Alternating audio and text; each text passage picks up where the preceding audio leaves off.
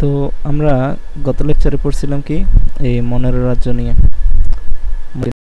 নিয়ে তো মনেরো রাজ্যের বৈশিষ্ট্যের ক্ষেত্রে আমরা কি খেয়াল করছি যে আচ্ছা না, মনেরো রাজ্য ছিল কি আমার সুপার কিংডম একের সুপার কিংডম এক যেটা ছিল অর্থাৎ ক্যারিওটা ওইটার অন্তর্ভুক্ত রাজ্য। ওইটার একটাই রাজ্য ছিল, সেটা হচ্ছে আমার কি মনেরো রাজ্য। অর্থাৎ এই মনেরো রাজ্যে আমার সব আদিবাসী থাকে, সব আদিবাসী। এখন বাকি যে রাজ্যগুলো আছে অর্থাৎ সুপার কিংডম দুই অর্থাৎ ইউক্যারিওটা, এই ইউক্যারিওটার ভিতরে আছে আমার টোটাল 4টা রাজ্য। এই 4টা রাজ্যের প্রথমটা হচ্ছে আমার কি প্রোটিস্টা, এই প্রোটিস্টা রাজ্য। এখন প্রোটিস্টা রাজ্য কাকে বলে? প্রোটিস্টা রাজ্যের বৈশিষ্ট্যগুলো কি? প্রোটিস্টা রাজ্য মূলত আমার এই এককোষী বা তোমাদের বইয়ে লিখছে এককোষী বা বহুকোষী একক বা কলোনিয়াল ফিলামেন্টাস, এগুলো নিয়ে আমি বলছি। তো এই ক্ষেত্রে আমার সুগঠিত নিউক্লিয়াস থাকে।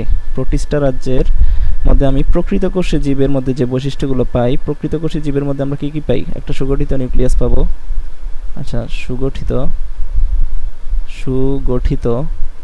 নিউক্লিয়াস পাবো, নিউক্লিয়াস থাকবে, সুগঠিত নিউক্লিয়াস থাকবে, যেটা আমার মনেরো রাজ্যের মধ্যে নাই। মনেরো রাজ্যে সুগঠিত নিউক্লিয়াস থাকবে না, কারণ আদিকোষী জীবের মধ্যে সুগঠিত নিউক্লিয়াস থাকে না। যেহেতু প্রোটিস্টা রাজ্য, এটা হচ্ছে ইউক্যারিওটা বা প্রকৃতকোষী জীব, তো এই কারণে এখানে আমি কি সুগঠিত নিউক্লিয়াস পাবো। ইভেন ইউক্যারিওটার মধ্যে যতগুলো আমার রাজ্য আছে, প্রোটিস্টা বলো, প্রোটিস্টা, ফানজাই, এই ফানজাই, প্লান্টি, অ্যানিমেলিয়া, এগুলো সবগুলোর মধ্যে কি আমি এই প্রকৃতকোষী জীবের বৈশিষ্ট্য পাবো। প্রকৃতকোষী জীবের বৈশিষ্ট্য কি কি? একটা তো হচ্ছে সুগঠিত নিউক্লিয়াস থাকবে, আর একটা হচ্ছে কি কোষীয় অঙ্গাণু থাকবে, কোষীয় অঙ্গাণু, সকল কোষীয় অঙ্গাণু থাকবে এখানে। কোষীয় অঙ্গাণু যেমন কি ক্লোরোপ্লাস্ট, মাইটোকন্ড্রিয়া, এগুলো। এখন ক্লোরোপ্লাস্ট শুধুমাত্র প্লান্টের ক্ষেত্রে পাবো, আর অন্যগুলোর ক্ষেত্রে পাবো না। তো মাইটোকন্ড্রিয়া, গোলজি বডি, লাইসোজোম, এরকম অনেকগুলো কোষীয় অঙ্গাণু থাকবে, কোষীয় অঙ্গাণু থাকে। আর আরেকটা হচ্ছে ক্রোমাটিন বস্তু নিউক্লিয়ার পর্দা দ্বারা পরিবৃত থাকে। এখন ক্রোমাটিন বস্তু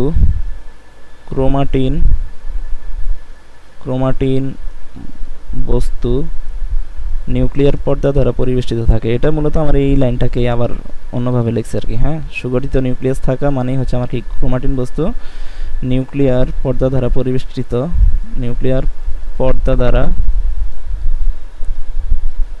দ্বারা পরিবৃত থাকে।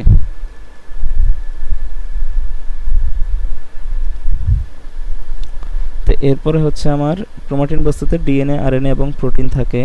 ক্রোমাটিন বস্তু মূলত আমার কি ডিএনএর সাথে কি ডিএনএর সাথে প্রোটিনযুক্ত অবস্থাকেই বলা হচ্ছে আমার ক্রোমাটিন তন্তু বা বস্তু। তো এখানে আমি ক্রোমাটিন বস্তুতে ডিএনএ পাবো, আরএনএ পাবো এবং প্রোটিন থাকে। কোষে সকল ধরনের অঙ্গাণু থাকে। এই যে এটা আমি বলে দিছি অলরেডি, কোষীয় অঙ্গাণু, কোষে সকল ধরনের কোষীয় অঙ্গাণু থাকে। তো খাদ্য গ্রহণ হচ্ছে আমার শ্বসন প্রক্রিয়া অথবা ফটোসিনথেটিক পদ্ধতিতে হয়। খাদ্য গ্রহণ আমার কি শ্বসন প্রক্রিয়া অথবা ফটোসিনথেটিক পদ্ধতিতে হয়।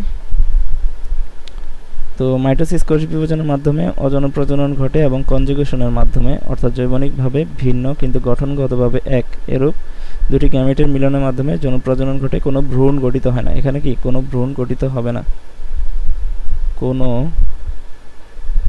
ভ্রূণ গঠিত হয় না। ভ্রূণ কি? ভ্রূণ হচ্ছে আমার পুংজনন কোষ আর স্ত্রী জনন কোষ মিলনের মাধ্যমে আমার জাইগোট সৃষ্টি হয়। হ্যাঁ, জাইগোট সৃষ্টি হয়। এই জাইগোটটা পরবর্তীতে মাইটোসিস সেল ডিভিশনের মাধ্যমে বিভাজিত হয়ে আমার ভ্রূণ গঠন করে। এই ভ্রূণটাই পরবর্তীতে আমার জীবদেহ গঠন করে। পরবর্তীতে ফার্দার ডেভেলপমেন্টের মাধ্যমে, ফার্দার ডিভিশনের মাধ্যমে, মাইটোসিস ডিভিশনের মাধ্যমে জীবদেহ গঠিত হয় আলটিমেটলি। তো এটা শুরুটা হয় কি পুং ও স্ত্রী জনন কোষের মিলনের মাধ্যমে আমার যে কোষটা তৈরি হয় সেটাকে বলা হচ্ছে জাইগোট। এই পুংগ্যামেট আর স্ত্রী গ্যামেট মিলনের মাধ্যমে আমার জাইগোট সৃষ্টি হয়েছে। এই জাইগোটটা পরবর্তীতে কি কোষ বিভাজনের মাধ্যমে অর্থাৎ মাইটোসিসের মাধ্যমে ভ্রূণ গঠন করে। ধরো এরকম একটা ভ্রূণ গঠন হবে। এই ভ্রূণটাই পরবর্তীতে আমার একটা পূর্ণাঙ্গ জীবদেহ গঠন করে। তো এই গেল আমার প্রোটিস্টা নিয়ে আলোচনা। তো এরপরে যদি ফানজাই নিয়ে বলি,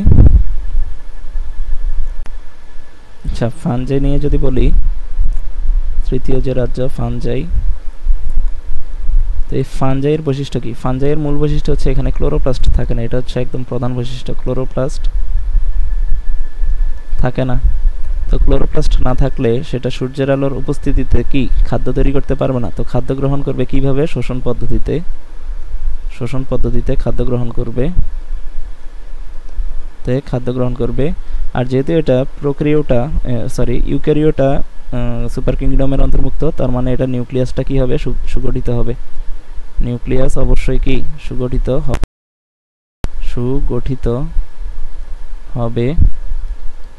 আর আরেকটা কি, এটার গঠন হচ্ছে কি, এখানে মাইসেলিয়াম সরু সুতার মতো কিছু গঠন পাওয়া যায়, যেরকম আমি যেগুলোকে ব্যাঙের ছাতা বা মাশরুম বলি, মাশরুম বা ব্যাঙের ছাতা, যেটা এটার গঠন যদি আমি ভিতরে খেয়াল করি, এটা যদি ভিতরের দিকে আমি খেয়াল করি, আমি তো বাইরে থেকে এরকম দেখি, এখন ভিতরের অংশটা কিন্তু এরকম সুতার মতো। যদি আমি এটার ভিতরের অংশ দেখি, এরকম সুতার মতো, জালের মতো মাইসেলিয়াম দ্বারা এটা গঠিত। তো এগুলোকে বলা হচ্ছে মাইসেলিয়াম। তো এগুলো কি সরু সুতা, এই মাইসেলিয়াম দ্বারা গঠিত। হ্যাঁ, মাইসেলিয়াম দ্বারা গঠিত, এদের দেহ গঠিত। এরপরে আর তো তেমন কিছু না। আচ্ছা, আরেকটা প্রধান বৈশিষ্ট্য হচ্ছে কাইটিন।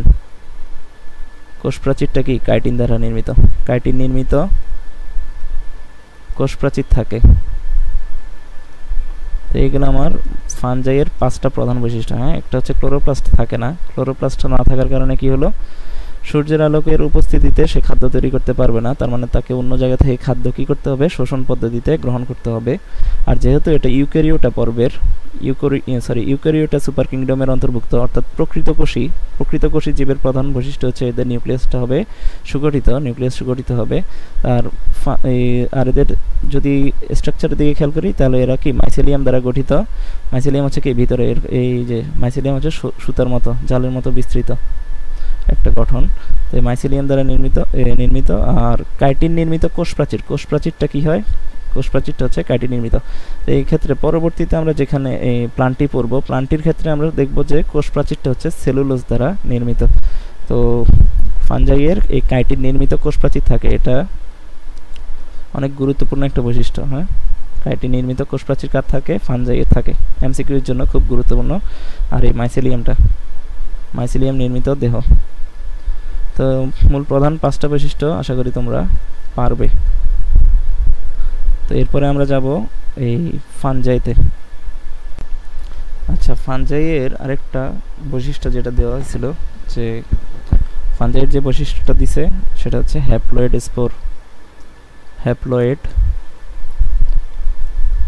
স্পোর দিয়ে বংশবৃদ্ধি করে। হ্যাপ্লয়েড স্পোর দিয়ে বংশবৃদ্ধি করে, এটা হচ্ছে ফানজাইয়ের বৈশিষ্ট্য। ফানজাই তো মূলত এই হ্যাপ্লয়েড দিয়ে অন্যান্য, এই হ্যাপ্লয়েড শব্দটা আমরা অন্য এই রাজ্যের প্রাণীদের মধ্যেও পাবো। তো হ্যাপ্লয়েড স্পোর দিয়ে ফানজাই বংশবৃদ্ধি করে। আর ধরো অ্যানিমেলিয়া রাজ্যের ক্ষেত্রে আমরা দেখব কি হ্যাপ্লয়েড গ্যামেট বা জনন কোষ বা শুক্রাণু অথবা ডিম্বাণু, হ্যাপ্লয়েড গ্যামেট জনন কোষ। তো এগুলো তো গ্যামেট, জনন কোষ, শুক্রাণু, ডিম্বাণু, এগুলো মূলত এক কথাই। তো কোথাও গ্যামেট লেখে, কোথাও জনন কোষ, কোথাও শুক্রাণু, কোথাও পুরুষের ক্ষেত্রে শুক্রাণু আর মহিলার ক্ষেত্রে ডিম্বাণু উল্লেখ করবে। তো হ্যাপ্লয়েড মানে কি? হ্যাপ্লয়েড মানে হচ্ছে আমার ক্রোমোজোমের অবস্থাকে বোঝায়। নর্মালি আমাদের ডিপ্লয়েড আর হ্যাপ্লয়েডের পার্থক্য যদি বলি, ডিপ্লয়েড কি? ডিপ্লয়েড হচ্ছে এমন একটা অবস্থা যেখানে আমার কোষের মধ্যে আমার প্রত্যেকটা ক্রোমোজোম ডাবল করে থাকে। ধরো এটা একটা ক্রোমোজোম, এটা একটা ক্রোমোজোম, একটা কালো মার্ক দিয়ে দিলাম। তো এই ক্রোমোজোমের আরেকটা কপি আছে, এই মানে প্রত্যেকটা ক্রোমোজোম আমরা এই কারণে বলি কি 23 জোড়া ক্রোমোজোম বলি। মানবদেহে 23 জোড়া ক্রোমোজোম থাকে বলি। তো এই প্রত্যেকটা ক্রোমোজোম থাকে ডাবল অবস্থায় থাকে। আর এটা ধরো আরেকটা ক্রোমোজোম। তো এখানে মূলত আমার 2 জোড়া ক্রোমোজোম আছে, এটা হচ্ছে 1 জোড়া, এটা হচ্ছে আরেক জোড়া। এই তো এই অবস্থাটাকে বলা হচ্ছে ডিপ্লয়েড। অর্থাৎ এখানে জোড়া জোড়া কেন থাকে, মূলত আমার একটা আসে পিতা থেকে, একটা ক্রোমোজোম আসে পিতা থেকে, আরেকটা ক্রোমোজোম আসে আমার মাতা থেকে। তো সেম এটার ক্ষেত্রেও একটা আসবে আমার পিতা থেকে, একটা আসে আমার মাতা থেকে। তো এই অবস্থাটাকে বলা হচ্ছে ডিপ্লয়েড। আর হ্যাপ্লয়েডের ক্ষেত্রে কি হয়, হ্যাপ্লয়েডের ক্ষেত্রে আমার এরকম সেট আকারে থাকে না, এখানে একটাই থাকে। ধরো ক্রোমোজোম সংখ্যাটা এরকম একটা, এটা একটা ক্রোমোজোম, এটা আর একটা ক্রোমোজোম। তো এটা আমাদের মূলত জনন কোষ সৃষ্টির সময় আমরা দেখি, জনন কোষ যখন তৈরি করবে, জনন কোষ সৃষ্টির সময় আমরা এই হ্যাপ্লয়েড কন্ডিশনটা দেখতে পাই। তো এগুলো আমার ডিপ্লয়েড আর হ্যাপ্লয়েড নিয়ে বেসিক ধারণা। তো এটা নিয়ে পরবর্তীতে ডিএনএ বা ক্রোমোজোমের সময় আলোচনার সময় আরও বিস্তারিত আলোচনা করবো হ্যাপ্লয়েড ডিপ্লয়েড। তো মূলত ফানজাই কী করে, স্পোর দ্বারা বংশবৃদ্ধি করে। হ্যাঁ, আর এটা হচ্ছে হ্যাপ্লয়েড স্পোর, অবশ্যই হ্যাপ্লয়েড স্পোর হতে হবে, নইলে পরবর্তীতে কী হয়, তোমার ক্রোমোজোমের সংখ্যার মধ্যে ব্যালেন্স থাকবে না আর। হ্যাঁ, যেরকম যদি মানুষের যদি এখান থেকে ডিপ্লয়েড থেকে হ্যাপ্লয়েড জনন কোষ সৃষ্টি না হয়, তখন কি হবে, আমার ক্রোমোজোম সংখ্যায় ইমব্যালেন্স দেখা যাবে। তখন আমার অর্গানিজমের মধ্যে ক্রোমোজোমের নাম্বারের মধ্যে কি তারতম্য দেখা যাবে। তো এরপরে আসি প্লান্টিতে। তো প্লান্টি রাজ্যের ক্ষেত্রে আমরা কি কি দেখব, একটা দেখব হচ্ছে ক্লোরোপ্লাস্ট থাকে, এদের ক্লোরোপ্লাস্ট থাকে। তো ক্লোরোপ্লাস্ট থাকলে কি হবে, ক্লোরোপ্লাস্ট থাকলে এরা সূর্যালোকের উপস্থিতিতে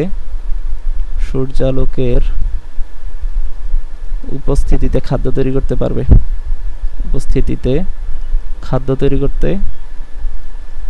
তৈরি করতে পারবে।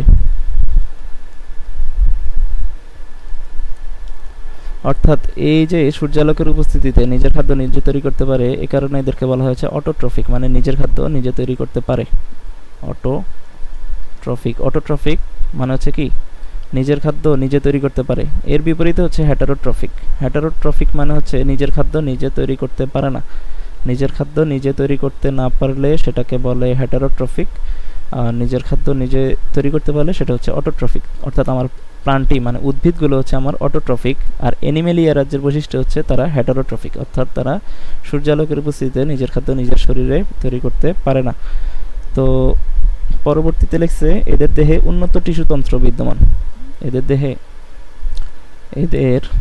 আচ্ছা, এরা যেহেতু প্লান্টি হচ্ছে কি আমার প্রকৃত কোষী, মানে ইউক্যারিওটা সুপার কিংডমের একটা রাজ্য, অর্থাৎ এদের নিউক্লিয়াসটা কি হবে, সুগঠিত হবে।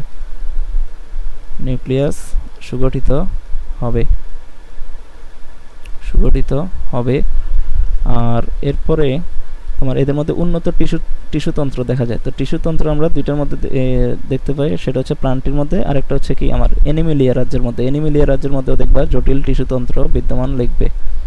তো টিস্যুতন্ত্র মানে কি, টিস্যুতন্ত্র মানে হচ্ছে কি, টিস্যু তৈরি হয় কিসের মাধ্যমে, অনেকগুলো কোষ একত্রে যখন একই কাজ করে, তাদের গঠন যখন একই হয়, তখন ওই একত্রিত কোষগুচ্ছকে আমরা একত্রে বলে কি টিস্যু। তাদের কাজ একই, তাদের গঠন একই, তারা একত্রে একটা নির্দিষ্ট একটা কাজ করতেছে, তো ওই গঠনটাকে আমরা টিস্যু বলি। কোষ থেকেই অনেকগুলো কোষ মিলে গঠিত হয় টিস্যু। তো এই টিস্যুতন্ত্রটা আমরা দেখতে পাই অনেকগুলো উন্নত টিস্যুতন্ত্র আর জটিল টিস্যুতন্ত্র আমরা দেখতে পাই প্লান্টিয়ার অ্যানিমেলিয়ার ক্ষেত্রে। তো এদের কোষ প্রাচীরটা হচ্ছে সেলুলোজ নির্মিত, এটা এখানে লেখা নেই, তবুও তোমরা যদি করতে পারো, উদ্ভিদের কোষ প্রাচীর আমাদের সেলুলোজ নির্মিত হয়। আর এরপরে আরেকটা লেখছে হচ্ছে তোমাদের বইয়ে যে এদের ভ্রূণ সৃষ্টি হয়। আচ্ছা, আমরা প্রোটিস্টা রাজ্যের ক্ষেত্রে দেখছিলাম এদের ভ্রূণ সৃষ্টি হয় না, প্রোটিস্টা রাজ্যের ক্ষেত্রে আমরা ভ্রূণ সৃষ্টি হতে দেখি নাই, কিন্তু প্লান্টির ক্ষেত্রে ভ্রূণ সৃষ্টি হয়। সেম অ্যানিমেলিয়া রাজ্যের ক্ষেত্রে বৈশিষ্ট্য, হ্যাঁ, ভ্রূণ সৃষ্টি হয়, এটা অ্যানিমেলিয়া রাজ্যেরও বৈশিষ্ট্য। অ্যানিমেলিয়া রাজ্যের বৈশিষ্ট্য কি, ভ্রূণ সৃষ্টি হয়। ভ্রূণ নিয়ে আমি অলরেডি বলে দিছি। তো টিস্যুতন্ত্র এটা হচ্ছে কি অ্যানিমেলিয়া রাজ্য দেখতে পাবো। নিউক্লিয়াস সুগঠিত, এটাও আমি অ্যানিমেলিয়া রাজ্যের মধ্যে পাবো। এখানে প্লান্টি হচ্ছে অটোট্রফিক, কারণ এরা নিজের খাদ্য নিজে তৈরি করতে পারে, কিন্তু অ্যানিমেলিয়া রাজ্য যেহেতু সূর্যালোকের উপস্থিতিতে নিজের খাদ্য নিজের দেহে তৈরি করতে পারে না, তাই এরা হবে হেটারোট্রফিক। হ্যাঁ, হেটারোট্রফিক হবে। অ্যানিমেলিয়া রাজ্যের প্রাণীগুলো কি হেটারোট্রফিক, অর্থাৎ নিজের খাদ্য নিজে তৈরি করতে পারে না। তো আরেকটা হচ্ছে অ্যানাইসোগ্যামাসের কথা বলছে। অ্যানাইসোগ্যামাস অর্থাৎ হচ্ছে আমার যে গ্যামিট, পুং গ্যামিট ও স্ত্রী গ্যামিট, তো এদের গঠনগত পার্থক্য থাকে। হ্যাঁ, আকার আকৃতি অথবা শারীরবৃত্তীয় পার্থক্য বিশিষ্ট ভিন্নধর্মী দুটি গ্যামিটের মিলনের মাধ্যমে যৌনজন্ম সম্পন্ন হয়। অর্থাৎ আমার পুং গ্যামিট আর কি, পুং গ্যামিট বা শুক্রাণুটা বা এই মেল গ্যামেটটা কি হয়, ছোট আকৃতির হয়, আর ফিমেল গ্যামেটটা এক্ষেত্রে বড় আকৃতির হয়। তো এই যে মেল গ্যামেট ছোট আর ফিমেল গ্যামেটটা বড়, আর মেল গ্যামেটটা হয় সচল, মানে এটা মুভমেন্ট থাকে, আর ফিমেল গ্যামেটটা সচল থাকে না, এটা এক জায়গায় স্থির থাকে। এই যে গঠনগত আর শারীরবৃত্তীয় পার্থক্য, এটার এই গঠনটাকে বলা হচ্ছে অ্যানাইসোগ্যামাস। অ্যানাইসোগ্যামাস বলা হয় এটাকে। তো এই দুইটার মিলনের মাধ্যমে, এই পুং গ্যামেট আর স্ত্রী গ্যামেটের মিলনের মাধ্যমে পরবর্তীতে জাইগোট সৃষ্টি হয়। জাইগোট থেকে ভ্রূণ থেকে আমার পরবর্তীতে এই প্লান্টি রাজ্য, যেহেতু উদ্ভিদের সৃষ্টি হবে, যে কোনো একটা উদ্ভিদের সৃষ্টি হবে। আর্কিগোনিয়েট বা আর্কিগোনিয়াম বা স্ত্রী জননাঙ্গ বিশিষ্ট উদ্ভিদ, এরা সপুষ্পক। তো এই গেল প্লান্টি রাজ্যের বৈশিষ্ট্যগুলো। এরপরে আসি অ্যানিমেলিয়া রাজ্যের বৈশিষ্ট্য। তো অ্যানিমেলিয়া রাজ্যের ক্ষেত্রে আমরা কি পাবো? নিউক্লিয়াস বিশিষ্ট, অবশ্যই নিউক্লিয়াস বিশিষ্ট হবে। তো এক নম্বরে কি হবে? অ্যানিমেলিয়া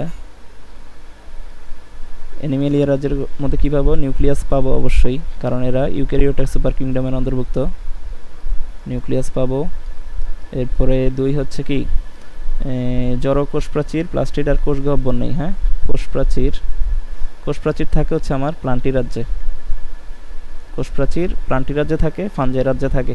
ফাঞ্জাই রাজ্যের কোষ প্রাচীরটা হচ্ছে কাইটিন নির্মিত, আর ফাঞ্জাই রাজ্যের ক্ষেত্রে এটা হচ্ছে কাইটিন নির্মিত, আর প্লান্টি রাজ্যের ক্ষেত্রে সেটা হচ্ছে সেলুলোজ নির্মিত। তো কোষ প্রাচীর প্লাস্টিড অথবা আরেকটা কি, কোষ গহ্বর নেই, বড় কোষ গহ্বর থাকে না। তোমরা যদি উদ্ভিদের বা প্লান্টি রাজ্যের প্রাণীগুলোর কোষের দিকে খেয়াল করো, তখন দেখবে মাঝখানে বড় একটা কোষ গহ্বর আছে। কিন্তু আমার প্রাণীর ক্ষেত্রে গহ্বরগুলো হয় কি, ছোট ছোট গহ্বর হয়। আর প্লাস্টিড তো উদ্ভিদ কোষের একটা বৈশিষ্ট্য। হ্যাঁ, উদ্ভিদ কোষ যেরকম ক্লোরোপ্লাস্ট থাকার কারণে তারা কি সূর্যালোকের উপস্থিতিতে খাদ্য তৈরি করতে পারে। তো এই প্লাস্টিডটা কি আমার অ্যানিমেলিয়া রাজ্যে থাকবে না। আর কোষ প্রাচীরটা হচ্ছে আমার কি, আমি ফাঞ্জাই রাজ্যে পাই কাইটিন নির্মিত, আর প্লান্টি রাজ্যে পাই সেলুলোজ নির্মিত। তো এই কোষ প্রাচীর, প্লাস্টিড আর কোষ গহ্বর আমার অ্যানিমেলিয়া রাজ্যে কি থাকবে না, নেই।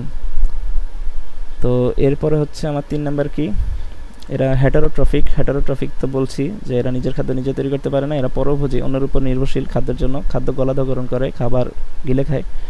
দেহে জটিল টিস্যুতন্ত্র বিদ্যমান, এই টিস্যুতন্ত্র নিয়েও বলছি।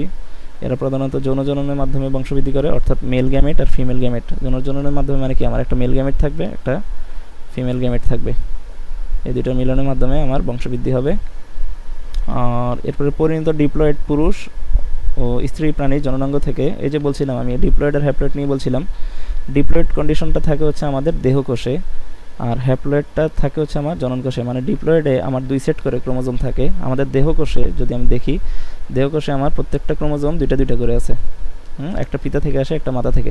তো হ্যাপ্লয়েড বা জননকোষ সৃষ্টির সময় এই কোষগুলোর সংখ্যা কি, ক্রোমোজোমের সংখ্যা অর্ধেক হয়ে যায়, অর্থাৎ প্রত্যেকটা একটা করে থাকে।